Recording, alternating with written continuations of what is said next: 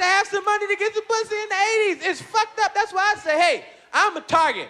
If I ever get married, I have to go off to the woods of Africa and find me some crazy, naked zebra bitch that knows nothing about money. She got to be butt naked on a zebra with a big bone in her nose and a big plate lip and a big fucked up afro. An afro got to, like Angela Davis see it and go, God damn, that's fucked up shit. Afro got to be fucked up and one of them picks with a fist in the back and she got to be butt naked because if she got some clothes she gonna pocket, she gonna have to put something in the pocket. So she got to be butt naked on the zebra and y'all think it's a joke. Y'all gonna go, I'm gonna walk up to her and say, hey, how you doing? Money? And she go, I will. I say, Miss Murphy. And I'm bringing her home. Y'all think it's a joke. Y'all gonna go past a newsstand one day and see me on the cover of Jet with some woman with a big bone and a plate and a big fucked up afro, butt naked. And you're gonna say, hey, Eddie must be visiting Africa. I'll say, Murphy marries Bush bitch. I'm gonna be like, what? Because I ain't getting caught. I refuse to get caught out there. Fuck that. And I'm bring her home and lock her up in the house. You go off to Africa and get you a bush woman, you can't let her mingle with American women because they'll change her shit up. American women stick together. Last thing they want to see is you got some trained bush bitch in your house. They will catch her by herself in the kitchen and throw a monkey wrench in your whole program. As soon as they get alone, they'll be like, I can't stand it. You be running behind him doing everything he tell you to do. Who you think he is? You ain't no God. You a human being. You ain't supposed to treat nobody. This house is too big for one person to be cleaned up. Why don't you leave? You always crying. Why don't you just leave it, nigga? Oh, you know something, girl. Do you know you can take half his money? Did you know you can take half his money? Did you know that? Did you know you entitled? He didn't tell you entitled to half? Oh, he only told you half the story then, girl. You can take half the money, the car, the house, the children, all the money he got. You can buy all the zebras and bones you want. Go back home in style, girl. You don't have to put up with this shit and get your hair done right. Cut that big afro shit off and go back home to Africa in style. Who the hell he think he is? Let me tell you something else about Eddie Murphy. That motherfucker ain't nothing but a butt. Oh, hi, Eddie. How you doing? Oh, I didn't know you was here. You scared me. Ooh, I can't stay. I was just talking to Fufu about a couple of things, No, I got to go. Y'all two lovebirds talk. Eddie, talk to your woman. Talk to Fufu. You got a lot to talk about. Go on, Eddie, please, talk to Fufu. And leave me in the kitchen with some bush bitch with an attitude. Eddie!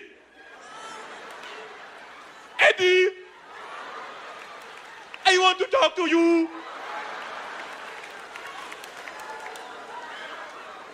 What's your problem, baby? I don't like the way you treat me, Eddie. You treat me like animal. You was butt naked on a zebra last month. I don't care, Eddie. I'm an American woman now. I want what's coming to me. Eddie, what have you done for me lately?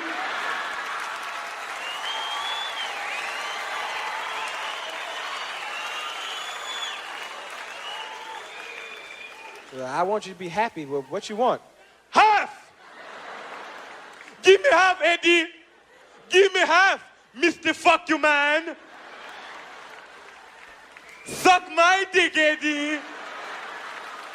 You motherfucker. Then I'd be on the front page of the African Inquirer like this. White people going, that Michael's a special kind of guy. He's special. I mean, it's good, clean, and wholesome. Y'all believe it? You know how I knew y'all believed it? Y'all didn't get mad when he took Brooke Shields to Grammys. Nobody white said shit. And Brooke Shields is the whitest woman in America. That's Miss America every year. Is Brooke. Fuck who you see with the crown. Brooke, you look up white woman in the dictionary, be a picture of Brooke like this. She's white. And this nigga took her to Grammys, nobody said shit. If I took Brooke Shields to Grammys, y'all lose your mind. Because y'all know Brooke would get fucked that night.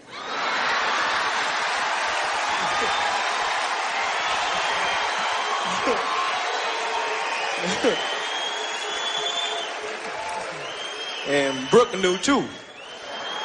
That's why we going this year. No. Stop. Now see, I did jokes about I did jokes about homosexuals about a couple years ago, and faggots were mad. They were like, it's nothing like having a nation of fags looking for you. I'd be at parties, there's always 2 or 3 homosexuals at a party, and they'd be standing around looking at you. They'd be looking at everything.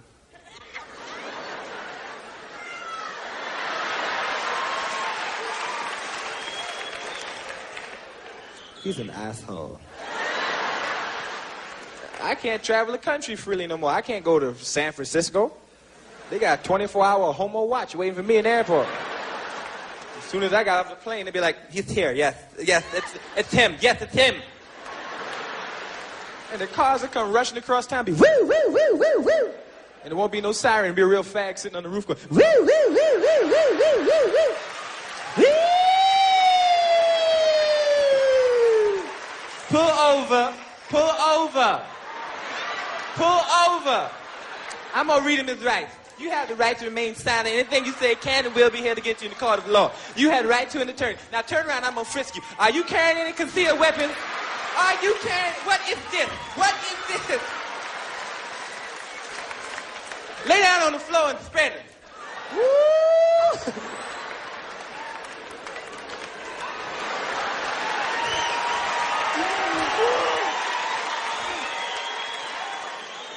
Do you watch the Bill Cosby Show? I do too. I love Bill Cosby Show. I've been a big fan of Bill Cosby all my life. Never met the man before, but he called me up about a year ago and chastised me on the phone for being too dirty on stage. And it was real weird because I had never met him, and he just thought he should call me up because he was Bill and tell me that he did about what comedy is all about. And I sat and listened to this man chastise me. And when Bill Cosby chastises you, you forget you grown. You feel like one of the Cosby kids and shit. And I ran in the house all excited to talk to Bill and picked up the telephone, and Bill got raw on me. I was like, hello, Mr. Cosby? And you hear, I would like to talk to you about some of the things that you do in your show.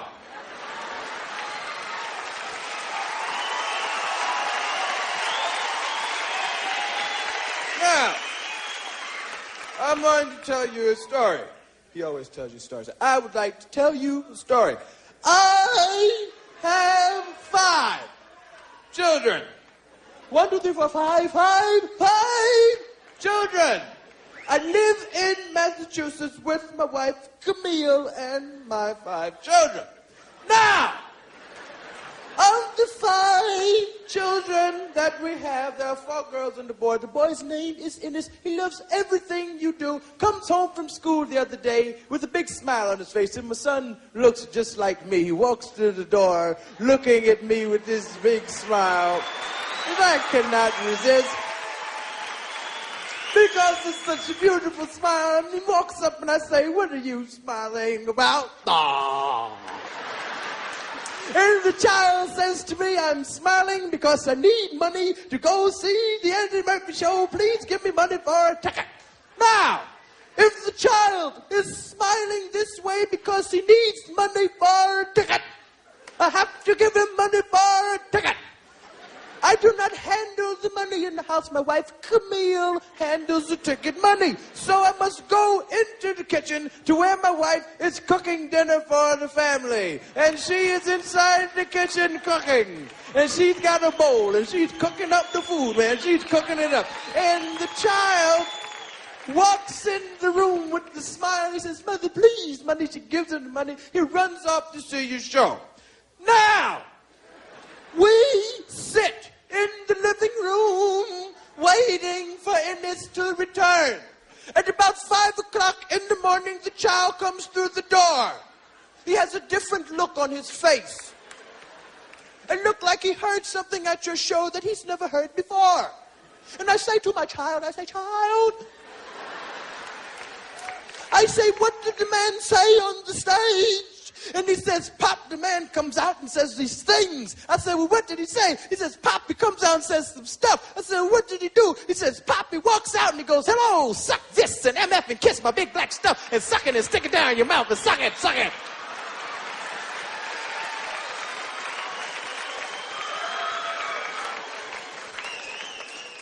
You cannot say filth, flarn, filth in front of people. And I never said no filth, flarn, filth. He says, you know what I'm talking about. I can't use the type of language that you use, but you know what I mean when I say filth, flarn, filth. And I said, I never said no filth, flarn, filth, and I don't know what you're talking about. I'm offended that you call. Fuck you. And that's when Bill got pissed. He said, that's what I'm talking about. You cannot say fuck in front of people. And I got mad. Because he thought that was my whole act. Like I just walked out on the stage and cursed and left. And I managed to stick in some jokes between the curses. You couldn't give no curse show or walk out and say, hey, felt for him, motherfucker, dick, pussy, snot, and shit. Good night. Good night. Suck my dick. Bye-bye. I was pissed off. I was so mad, I called Richard Pryor's house up and said, yo, Richard, Bill Cosby just called me up and told me I was too dirty. And Richard said, the next time motherfucker call, tell him I said, suck my dick.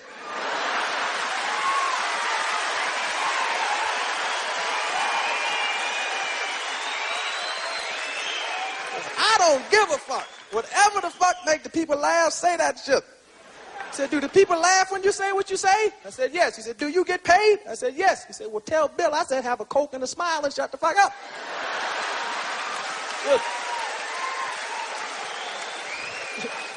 Jello pudding eating motherfucker. That's how Richard is the rawest motherfucker in showbiz. Richard's the one that made me want to do comedy. When I was little, I wanted to be Richard Pryor so bad, I used to listen to remember you sneak in the basement, put his albums on, and just listen, and your mother ain't supposed to hear it, so you listen, listening to shit. And I wanted to be Richard so bad, I used to go out on stage when I was 15 and talk and act and walk and do everything like Richard Pryor. My mother would sit there and watch her little 15-year-old son on stage saying some outlandish shit. My whole act back then was about taking a shit, because that's all I had done at 15. That was my life experience, but it sounded like Richard Pryor jokes. I'd be going, you ever like sometime, right, you get on that toilet and when you shit, that water splash up on your ass? Don't that make you mad, right? You know what really make me mad is when shit come halfway out your ass, then go back up in that motherfucker. Right? Why does shit be teasing your ass, right? Just get the fuck out, right? You know what really bothers me is when you be straining for a long time, right? And one little pebble shit come out. Right? Be some shit this big, right? Won't push your head up your asshole and say, that's all the shit I'm gonna get, motherfucker. You know what really make me mad? When your ass don't cooperate with you and clench up and break the shit in half.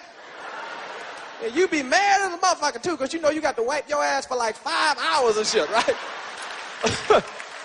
Use 12 rolls of toilet paper on that motherfucker. You know what really make me mad though is afterwards, right? It's after you shit. You done all the shit you gonna do for the whole day, right? You finish shitting and you flush the toilet and wait a second and one chunk come back. What does that chunk want?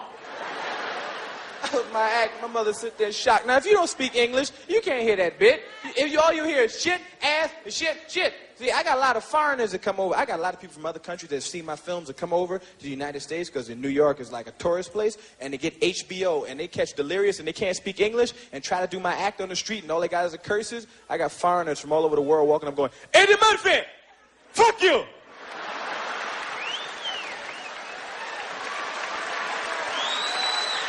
Fuck you, Eddie! I know you! I see you on television! You're the fuck you man, right? I love it! Suck my dick, huh?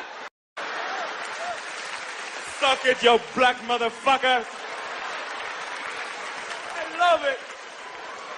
The best motherfucker! The fuck you man! Made me stay in the house, man. Almost got married last year. Don't you ooh and ah.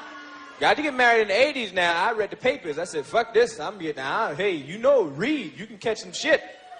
You can't just keep messing around like you used to. Eventually, your dick will fall off. Remember like VD in the 60s? That shit don't just sting no more. Every time they cure something, it come back stronger. VD is new and improved now. They got dudes in the doctor's office with symptoms like, excuse me, doc, what does it mean when you go to the bathroom and fire shoot out your dick?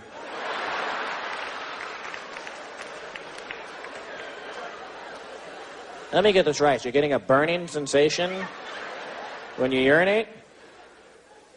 No, fire shoot out my dick is a burst of flame fly out my dick when I pee. I can't even pee in the house. I burn my house down. I got to go outside and pee. I was outside peeing the other day. Dude tried to mug me. I turned around and burned him up on the street. That's what I'm trying to say. Because my dick is a blowtorch, is what I'm trying to say. Got to be careful. They say having casual sex nowadays is like playing Russian roulette. And I know I've thrown my dick on the crap table many a night. Looking for Miss Right. You be gambling every time you do it. You gambling with your dick, saying, come on, I need a woman with a mind. I need the perfect person. Come on now, give it to me. I need somebody perfect for me. Come on, give it to me now. Oh, shit, fat bucktooth bitch. You know, give my dick back. No, give my dick back. I'm going to keep rolling. I got one more roll in me. Come on now, here, I want the perfect woman now. Come on now, I want somebody with a mind, intelligence, a nice ass, and a body. Give it to me now. Oh, skinny cockeyed bitch. No, give my dick back. Give my dick back. Come on now. No, let's be quiet. I'm going to keep rolling. I know I just stopped. This is my last roll. Come on now. This is the last one. This is one for me. Come on, Miss Right. Miss Right. Hey, blow on this for luck, please. This is my last roll. Come on now. Here we go. Come on. Give it to me now. Oh, shit. Herpes. I crapped out. My dick is fucked up. My dick is ruined. So be careful. Get married. I went out, found the perfect woman. 19 years old. Beautiful face. A virgin. Nobody ever fucked her. And I had an ass like this. Pow! And the lady's like, blam! The titties like, pow! She was so fine. She's one of the people that's so fine, when you see them, they make you ugly. You be like, God damn, who is that motherfucker? She was fine. I cut all my girls off. I said, that's it. I'm getting married. This is it. Gonna be me and her. I was so happy. And I went out, and I went shopping. And I was waiting on the line, and I saw the Inquirer magazine while I was waiting on the line. And I saw Johnny Carson on the front page. It was a picture of him like this. Then I said, what's up with Johnny? I turned to the inside story, and his wife was on the other page, and she was like this.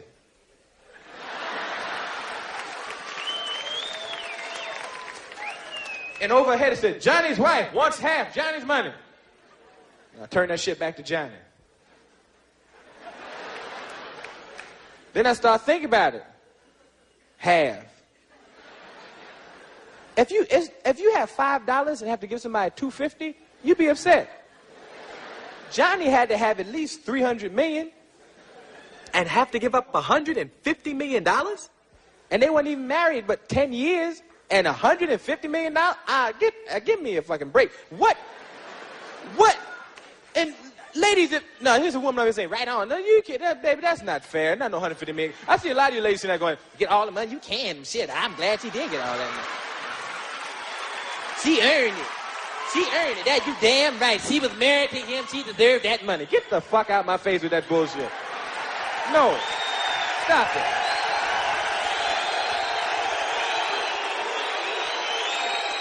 No, don't get me wrong. If you marry somebody and neither one of you have anything and you build $300 million together, you deserve half. But Johnny was $300 million in when they met.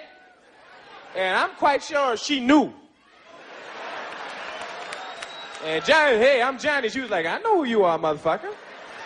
And they got married, broke up, shit didn't work out, and then he had to give $150 million of his money. And don't get me wrong, ladies, I know a lot of housewives sitting out there going, well, you can't put a price on what I do. But ladies, if you marry a man with $300 million, you ain't no regular housewife. You ain't got to clean the house no more. You get a maid. You ain't cleaning shit. You marry a man with $300 million, you ain't cooking no more. You eating out. You marry a man with $300 million, you know how a lot of housewives got to get jobs on the side to help make ends meet? He got $300 million, the ends are meeting like a motherfucker. What you gonna do, get a job at a boutique on the weekends and shit? Say, here, Johnny, I made $70, put that with the rest. Now we have $300 million and $70.